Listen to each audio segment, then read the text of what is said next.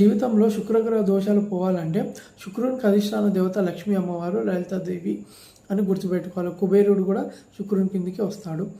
అంటే ధన సంపదకి సంబంధించిన భోగ విలాసాలన్నీ కూడా శుక్రగ్రహం తోడ్పడుతుంది. ఎక్కువ మంది చూస్తే శుక్రగ్రహం ఉచ్చస్థితిలో ఉంటే స్త్రీ సౌఖ్యం చాలా జరుగుతుంది. లేడీస్తోనే ఎక్కువ ఎంజాయ్ చేస్తూ ఉంటారు. వాళ్ళు ధనం ఎక్కువ ఉంటుంది, విచ్చలవిడి కలిసిపోతారు. ఆ పాపం వచ్చే జన్మలు అనుభవించాలి, అది వేరే విషయం. కానీ శుక్రగ్రహం ఉచ్చ స్థితిలో ఉంటే భోగ విలాసాలు అనుభవించాల్సి వస్తుంది.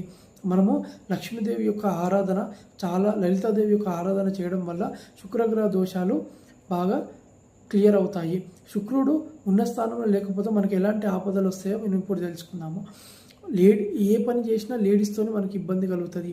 ఎక్కడ పోయినా జీవితంలో తల్లితోని గొడవలే, భార్యతోని గొడవలే, చెల్లెలతో గొడవలే, అత్తగారితో గొడవలే, ఎవరితోనైనా కూడా రిలేటివ్స్లో లేడీస్ వల్ల గొడవలే. అన్నోన్ పర్సన్తో పరిచయం చేసుకొని అన్నోన్ పర్సన్ వల్ల ఆస్తులు పోగొట్టుకోవడం కూడా ఇలాంటివి ఉంటుంది.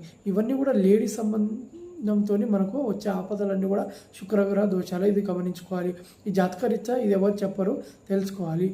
లేడీస్కి చాలా అంతవరకు దూరంగా ఉంటే మంచిగా ఉంటుంది. శుక్ర దేవత అనుగ్రహం కోసము మనకు లక్ష్మీ అమ్మవారిని ఎక్కువ ఆరాధించడం మనకు శ్రేష్టం.